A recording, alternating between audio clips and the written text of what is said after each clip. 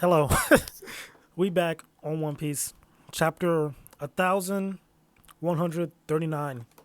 Very quick chapter, but cliffhanger was good, and we got like a break next week, so I guess I kind of understand they're just trying to save up for the next chapter, which is going to be epic.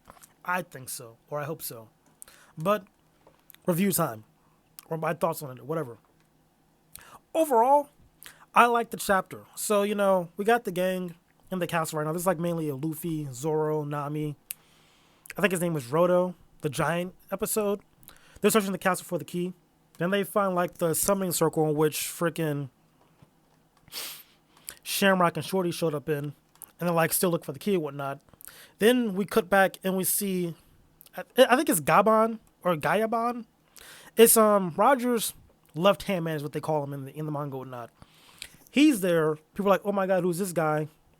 And then like people in the town are hyping him up too, saying how like he defended Roger when he was sick and like destroyed like all the trees on the mountain. So they called him like the Mountain Eater. Just all that stuff. That was nifty. They were kind of like gassing him up too, saying like he's like the left hand of the Pirate King. How like him and Silvers or Rayleigh are like equal and whatnot, and like it's like a them underneath him, something like that.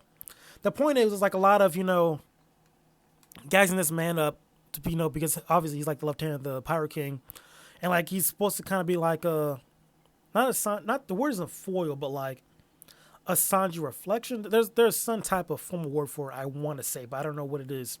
But the point is, it's supposed to be like how Rayleigh is like supposed to be like Zoro. Luffy's supposed to be like Roger. Gaiabon is supposed to be like Sanji. Has like obsessed with women, and then like we find out like he's like he got with this giant lady who's the teacher, and like the kid who Luffy kind of fought with, quote unquote. That's also his son too. So that's kind of cool to see like how this man kind of found himself a baddie and just hangs out on the giant island like this, like very renowned and whatnot.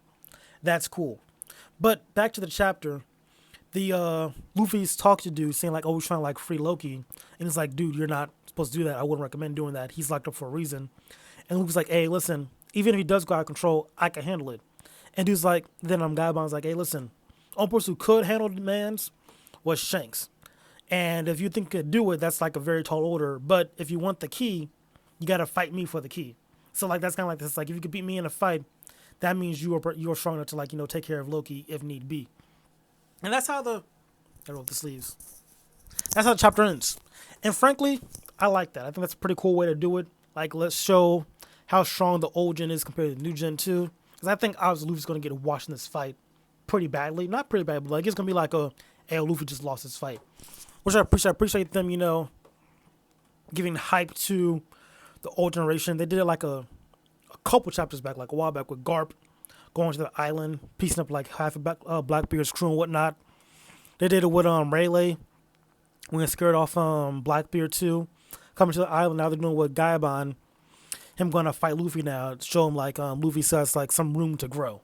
So that's nice to see. I like seeing that. I'm pretty excited for this next chapter. And then really, what chapter did was like kind of spark up debates amongst One Piece communities, saying like, oh, this like increased Sanji stats. He's like, like I said earlier, like Rayleigh and Gaibon are supposed to be like rivals to each other.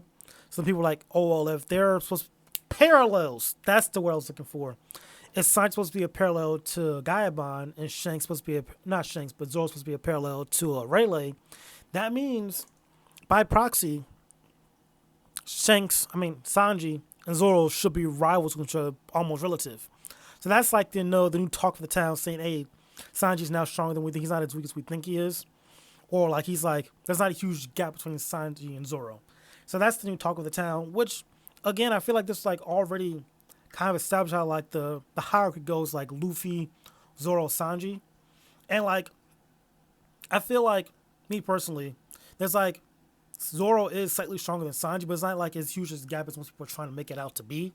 And I feel like this chapter kind of established or solidified like, hey, listen, the left hand of the Pirate King is going to be somewhat relative to the first mate of the Pirate King.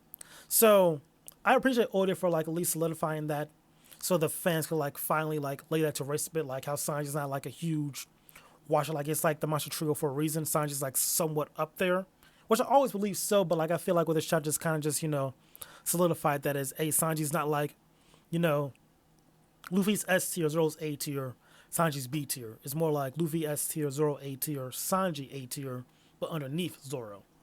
That's what I feel like. I think that's kind of what's established now, like officially. So that's good to see. Other than that, I'm excited to see this fight. I'm excited to see, Luffy go against an old gen pirate. Because, like, so far, he's only been going against new gens. He only trained against Rayleigh. So, seeing him, fight against Roger's crew, the third strongest, or, rival to, whatever you want to say, it's going to be exciting to see.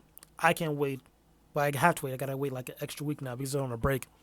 But, yeah, that's it for this chapter, bro. Very quick, very easy, short video. I think that's all my thoughts were for real. I don't want to linger on too long, just make it short and sweet, you feel me? So, yeah, that's it for this video. If y'all don't freaking subscribe, I swear to God, I see y'all watching. It's okay to subscribe. It takes like 3 seconds. So, subscribe if you don't mind. Like the video too. And yeah, that's it for this video. I'll catch you guys next time.